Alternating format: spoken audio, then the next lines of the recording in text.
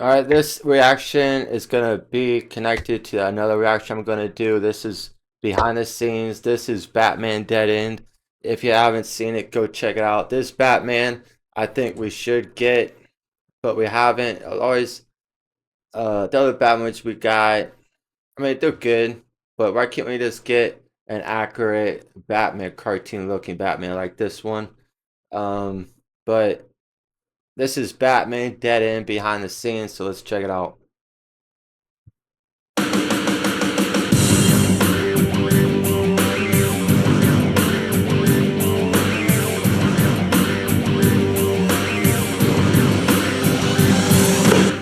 And action!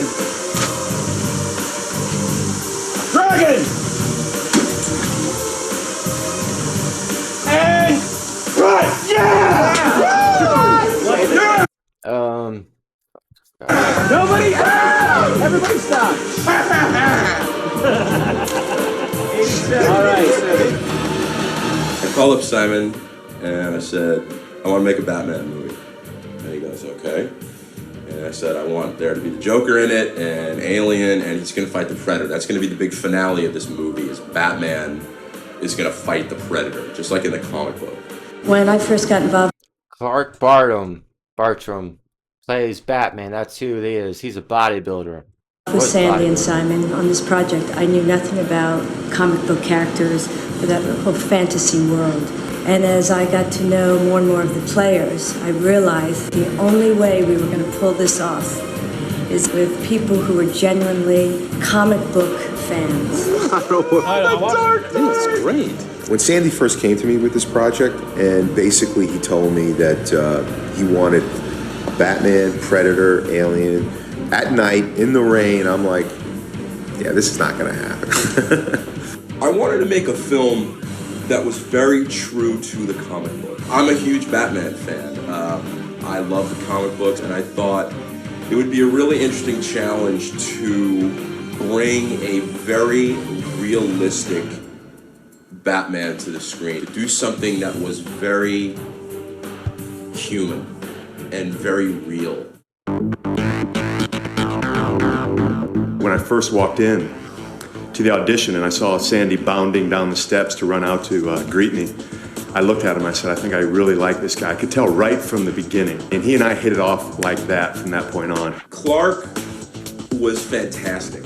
He really got the character, and he was so natural. In the opening sequence when he pulls on his gloves and he goes like this and you hear the leather creak, he actually did that. I showed him tons of comic books. I wanted a Batman that could actually move, be able to move his head and move like a cat, you know, move like he could pounce.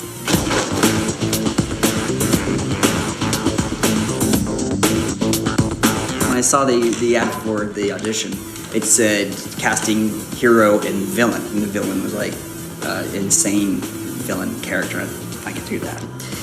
And then I got the script emailed to me, and I was like, Batman, Joker, Alien, Predator, what the hell is this? I thought they sent me the wrong script. Sandy called me up and asked me to come over to the shop, and I put on the suit before it was painted and finished. He kind of gave me two different kinds of direction. He would verbally tell me what he wanted. He would also reinforce that by physically showing me. He would get up and say, Kurt, this is what I want. The Predator does this. Again, just as you're standing up, spread them. There you go. When we rehearsed, Sandy was very specific about what he wanted from the alien. Action! It was actually very helpful to have a director who knew exactly what he wanted. Sandy had a very specific idea in mind for what he wanted for the Joker. I really understood what he was going for of this whole Joker blames Batman, which I thought was a really cool thing. I wanted the Joker to play more evil and twisted than funny. When a villain is too over the top and too funny, he becomes less threatening. And I wanted Andrew to be very threatening. I wanted to do something that was a lot more streamlined, a lot thinner, and a lot tighter to his face, so he could get more expression through the cowl. I wanted the cowl to almost become part of him. The look with the white contact lenses for protection and so forth, I thought it would incorporate as one whole piece of the cowl.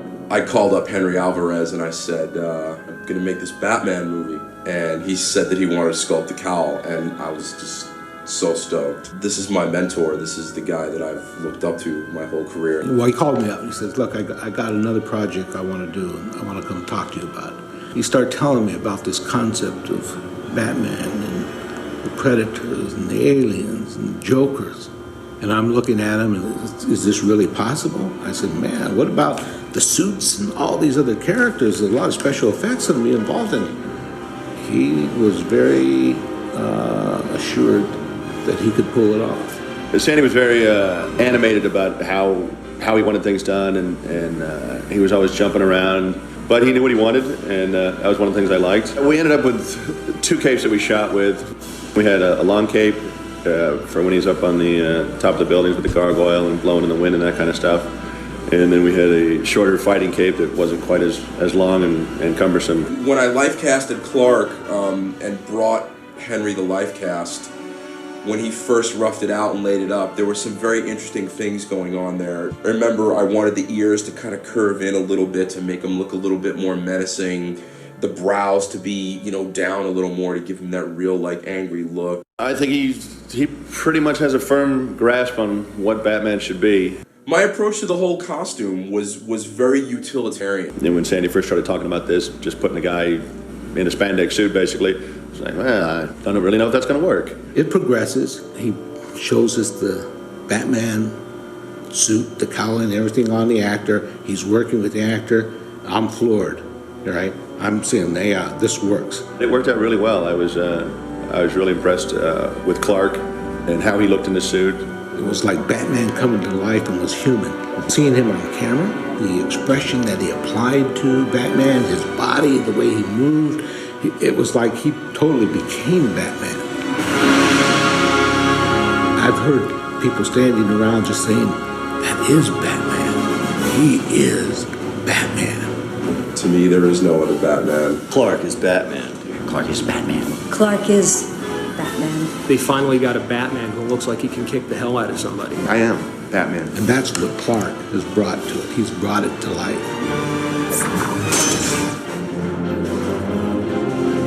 I wanted the look of the film to have almost like a black and white movie quality to it. So the palette for the film was very minimal. I had several discussions with Vince about how film noir-ish I wanted it to look. Originally, on the first meetings we met, he had these great storyboards. When I saw the storyboards, I was like, okay, this guy knows what he wants. So before we even started shooting frame 1, we had gone through location. We worked out what camera angles we wanted to use, what lenses we wanted to use, how each shot was going to look. I wanted it to be very dark and brooding and rainy. Sandy told me, it will be cold, it will be dark, it will be nasty. Will you be ready? It was so cold and dark and wet. It was dark and cold and wet. It was dark. It was pretty cold and wet. It was wet and it was cold and it was dark. It was actually fun because it made me become Batman. If you're gonna make a Batman movie, it has to convey the grittiness and the inherent darkness of Gotham City and of Batman and his environment. My idea for the fight was to do something that was more of a bare-knuckle brawl, visceral, guttural, in-your-face kind of fight rather than have people flying around on wires. It started with his original concept and script, where there were certain things that were definitely laid out stunt-wise. We determined early on, story-wise, that this was a down-and-dirty, gritty street fight between Batman and Predator. We rehearsed quite a bit. Scott Rhodes and Scott Leva got Clark and Kurt out there about once a week. We had the luxury of maybe 8 or 9 days of rehearsal with the 2 actors who were very, very good, very cooperative. They never needed to be doubled. Doing all my own stunts was actually the only way I would have had it. I jumped off the buildings, I ran into walls, I fell into the ground, I cut my knees up, I was bruised, I was beat up, but I would not have had it any other way. I wanted to stay away from complicated wire work. There are wire shots in the film, but they are not in the fight. Scott Leva was instrumental in coordinating all that. Ratcheting somebody out of frame is pretty simple.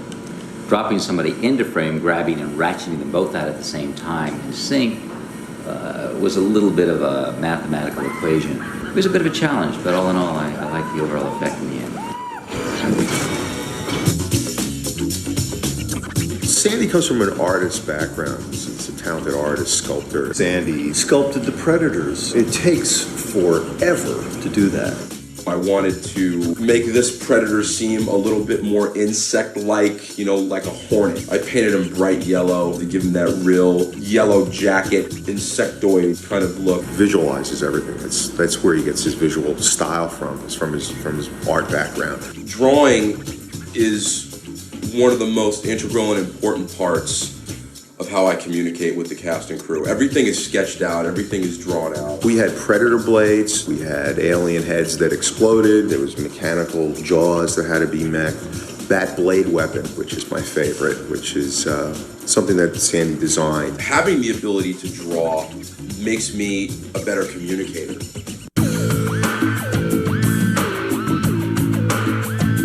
I'm a big fan of the animated series, and people always say, yeah, that's great, but you can't bring that type of comic book art, that Alex Ross look, into reality, and we did it. I think it's the best. That's the best animated series, man. The 90s Batman animated series with Kevin Conroy's voice as Batman. Hell yeah. Batman look, yeah. Sandy nailed it in terms of concept, because whenever you bring a book or a comic book to screen, there are certain conceptions that go along with it. It's a comic book come to life for the first time. You actually get a good sense it is Batman. Sandy has so much passion for what he did. It was just incredible to see, and that passion went out to everybody on the set. I think directing is a privilege, and I don't take that for granted. When you're on the set and you're shooting and the actors are there, you're seeing it in the monitor right before your eyes, and it's exactly how you envisioned it. Months and months of preparation, you're there and they're doing it. That is a very special moment to me. And cut. Beautiful. David, hey, in the rain. Let's get him warm. I want to block this quickly. Let's get his shoes and stuff on him. His enthusiasm just really was something you could cling onto and grab onto and just ride along with him. And you had Simon, who was kind of the steady, even guy throughout the whole thing. And actually, to see Simon on the set, you almost thought he was a PA because he was doing absolutely everything. You wouldn't think he was an executive producer. There was so little crew. I did wind up building the rain towers and a lot of the creature stuff. Simon is actually the guy that's nuts, not me.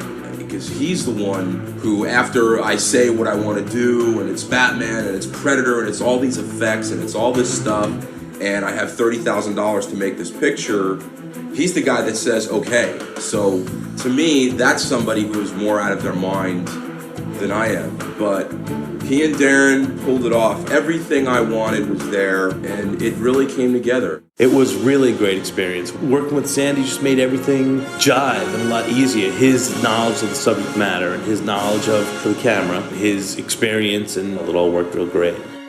The good thing about having a director like Sandy is, like I said, he has the energy, the enthusiasm, and the knowledge, and when somebody leads from front and they prove they're not a hack or just hacking something out, that amps up everybody else. Everybody else attacks their job a little bit more energetically because they know the director really cares, and everybody wants to put something good on screen. We're a little bit above, then we see Batman. We need to go straight on or even a little bit under. I really had a good time on this show, and I was very impressed with the level of professionalism and how many extremely talented people Sandy culled together to work on this.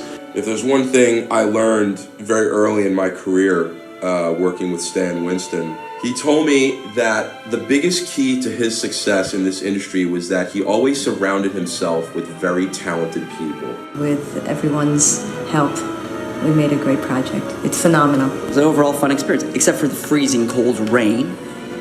Get you, Sandy.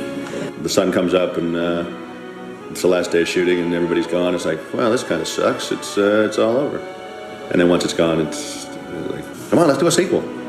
I'm never glad it's over. I always wanted to go on. I wish it was a feature. All in all, the experience was just amazing, absolutely incredible. The people that worked on it, from the PAs to Sandy to everyone in between, were just very passionate about the film because they are all true hardcore Batman fans. The dedication of all of these people coming together made this something very special. There's moments in the evolution of any art form that redefine the boundaries of what's possible in that particular medium. And I think this film is one of those moments. Yeah, man. That's my reaction to Batman Dead End behind the scenes. Thanks for watching. Go on my channel. Hit the ding-a-ling for more notifications. Subscribe. See you on the flip.